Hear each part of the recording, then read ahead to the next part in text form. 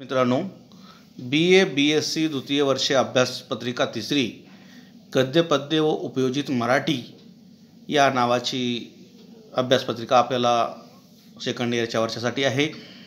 प्रथमतः मी डॉक्टर नवनाथ ज्ञानोबा पवळे कालिका देवी कला वाणिज्य व विज्ञान महाविद्यालय शिरूर कासार येथे मराठी विभागामध्ये सहाय्यक प्राध्यापक म्हणून कार्यरत आहे।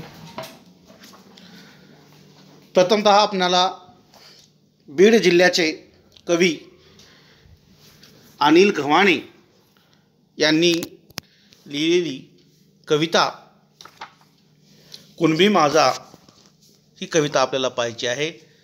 कुणबी माझा या नावामध्येच आपल्याला लक्षात येतं की कुणबी म्हणजे शेतकरी।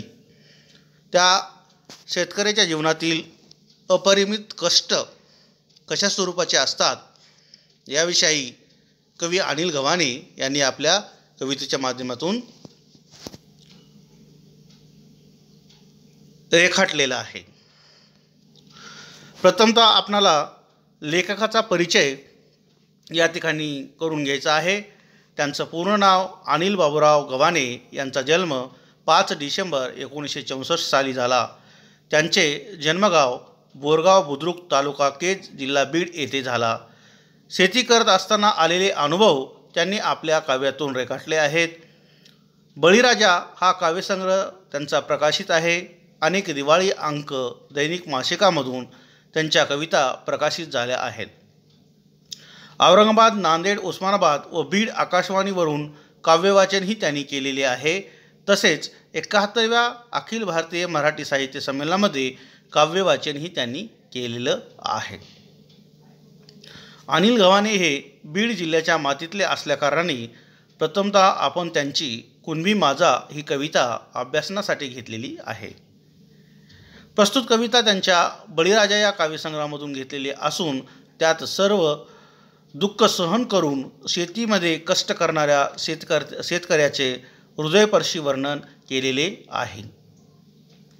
एकंदरीत त्यांचा सगळा परिचय पाहत असताना अनिल बाबूराव गव्हाणे यांनी शेती करत असताना आलेले अनुभव त्यांनी आपल्या बळीराजा या काव्यसंग्रहाच्या माध्यमातून रेखाटलेले आहेत आणि त्यातलीच एक कविता कुणबी माझा ही आपल्याला या ठिकाणी अभ्यासायची आहे।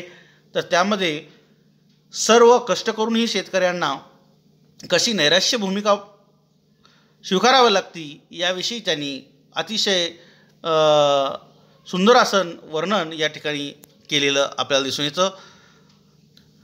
शेकोटीच्या उभी संगे सारी रात्र जागायचा, उपासपोटी कुणबी माझा शेतामध्ये राबायाचा। या ओळीतूनच आपल्याला लक्षात येतं की शेकोटीची शेकोटी म्हणजे जे थंडीमध्ये आपण गरमी येण्यासाठीची लाकडं घालण्यासाठी आपण त्याला शेकोटी असं म्हणतो। आणि शेतकऱ्याला रात्री बेरात्री जाऊन आपल्या शेतामध्ये पाणी देण्याचं काम असेल, दारे धरण्याचं काम असेल किंवा शेतीमध्ये कष्ट करण्याचं काम असेल हे करावं लागतं। आणि तो शेकोटी संघ त्याच्या उभे संघ रात्र जागायचा आणि उपासपोटी कुणबी माझा शेतामध्ये राबायचा। तो कसा आहे? उपासपोटी आहे आणि कष्टाचे ते जीवन असले कधी रुसायची चूल। या ठिकाणी चूल म्हणजे रुसायची चूल ही प्रतिमा वापरलेली आहे। आणि कधी रुसायची चूल म्हणजे एवढं कष्ट करूनही शेतकऱ्याला त्याच्या पिठात पीठ किंवा मिठात मीठ राहायचं नाही किंवा त्याला कशाही प्रकारची भाकर खायला भेटायची नाही, उपाशी राहावं लागायचं, अशी भूमिका या ठिकाणी आपल्याला अनिल गव्हाणे यांनी घेतलेली दिसून येते। वेळेवरती भाकर नाही असे व्हायचे हाल, दिवसभर राबून पाणी पिऊन निजायचा, उपासपोटी कुणबी माझा शेतामध्ये राबायचा। वेळेवर भाकर मिळत नाही, आपण पाहिलेलं आहे। आपण शेतकऱ्याची मुलं आहोत, शेतकऱ्याची मुले असल्याकारणे आपल्याला माहीत आहे शेतीमध्ये किती कष्ट करावं लागतं। शेती लागवडी करण्यासाठी किती मेहनत करावी लागते। मग खुरपणी असेल, पाळी असेल, त्यानंतर त्याला दुरुस्ती करून पीक येण्याजोगी जमीन बनवणं आणि जमीन बनवल्यानंतर त्याच्यामध्ये बी बियाणं टाकणं, निसर्गाने साथ दिली तर त्या बी बियाण्यामध्ये उगवलं जातं, अन्यथा ती बी बियाणंसुद्धा उगवत नाही अशी परिस्थिती असते। आणि एका लहान लेकराच्या तळहाताच्या आपण जसं लहान लेकराला तळहाताच्या फोडासारखं सांभाळतो तसं शेतकरी या ठिकाणी आपल्या पिकाला सांभाळतो, त्याला वेळेवर भाकरसुद्धा खायला भेटत नाही, असे हाल होतात. पेरणीच्या दिवसामध्ये आपल्याला लक्षात येतं की दिवस दिवस त्याला कष्ट करायचं असतं. एक वावर झालं की दुसरं वावर कधी पेरून निघल ही त्याला धास लागलेली असते आणि याच्यामध्ये त्याला वेळेवर भाकरसुद्धा मिळत नाही. पण तो आशावादी असल्याकारणाने सतत आपल्या शेतीमध्ये कष्ट करत राहतो. असे हाल होत असतानासुद्धा दिवसभर राबून तो पाणी फक्त पिऊन दिवस काढायचा. कधी त्याला भाकर सकाळी वेळेवर भेटायची किंवा नाही भेटायची, सकाळचं जेवण झालं की संध्याकाळी जेवण मिळायचं, असे हाल होत असले तरी शेतकरी आपल्या शेतामध्ये राबवतो. कारण त्याला असं वाटतं की या शेतामध्ये जर मी चांगले कष्ट केले आणि चांगली जर पीक आलं तर मी माझे सगळे स्वप्न या शेतीवरती पूर्ण करतो, अशा आशावाद या शेतकऱ्याला वाटतो. म्हणून तो सतत कष्ट करत राहतो, अशी या ठिकाणी आपल्याला अनिल गव्हाणे यांनी सांगितलेले आहे.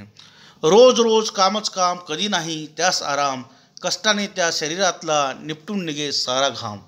रोजच रोज काम आहे, कधीतरी त्याला आराम आहे का? जर शेतकऱ्याने ठरवलं मला आराम करायचा आहे तर मग त्याचे गुरंढोरं हे उपाशी मरतात किंवा त्याच्यावर जे अवलंबून असणारे सगळे काही प्राणी मात्र आहेत ते सगळे उपाशी मरतात.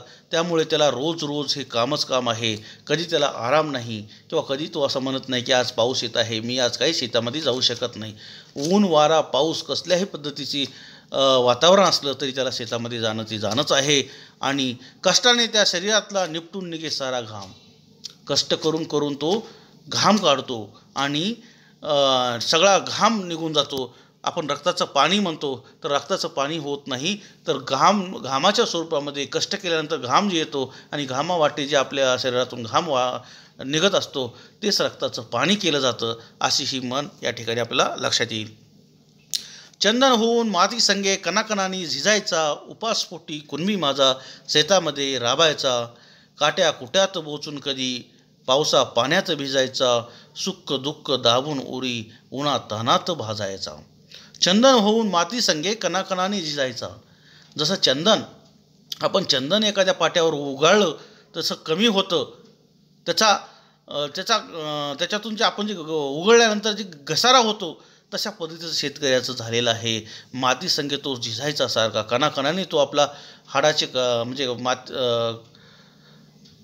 म्हणजे काळ्या मात्यामध्ये हाडं घुसळून जसे ठिसूळ व्हायचे तसं चंदनासारखी उपमा या ठिकाणी अनिल गव्हाणे यांनी दिलेली आहे की त्या पद्धतीनं शेतकरी हा झिजत राहतो आणि उपासपोटी राबत असतो.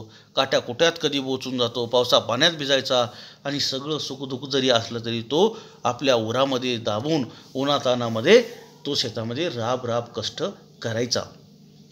त्याला कसलंही सुख असू देत किंवा दुःख असू देत ते सगळं आपल्या उरामध्ये दाबायचा, उरामध्ये म्हणजे मनामध्ये दाबायचा आणि उन्हातानामध्ये तो शेतामध्ये कष्ट करायचा, अशी या ठिकाणी आपल्याला भूमिका अनिल गव्हाणे यांनी सांगितलेली आहे.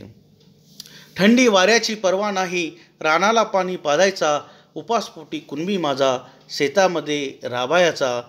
थंडी वारा असू देत, काही असू देत, पाऊस असू देत, ऊन असू देत किंवा थंडी किती वाजली तरी तो थांबायचा नाही, कोणत्याही मोसमामध्ये थांबायचा नाही आणि तो कोणत्याही परिस्थितीची पर्वा न करता तो आपल्या शेतामध्ये जायचा आणि शेताला पाणी पाजायचा.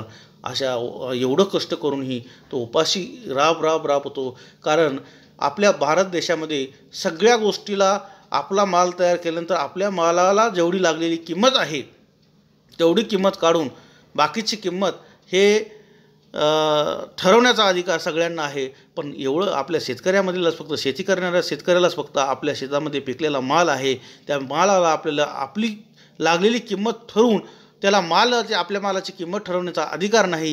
ही भीषण वास्तव परिस्थिती आपल्याला या भारत देशामध्ये दिसून येते आणि तो दुसरे त्याच्या मालावरती किंमत ठरवतात, अशी ही परिस्थिती या ठिकाणी अनिल गव्हाणे यांना सांगायची आहे.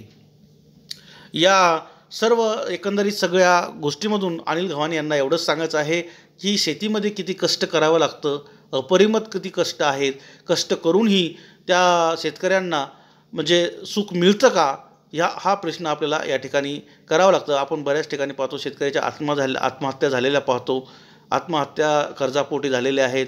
कर्ज घेऊन शेतीमध्ये सगळं काही लावूनसुद्धा कर्ज जेवढं घेतलेलं आहे तेवढं फेडण्यासाठी सुद्धा शेतीमधून उत्पन्न होत नाही, अशी परिस्थिती कोरडवाहू शेतकऱ्याची आपल्याला दिसून येते.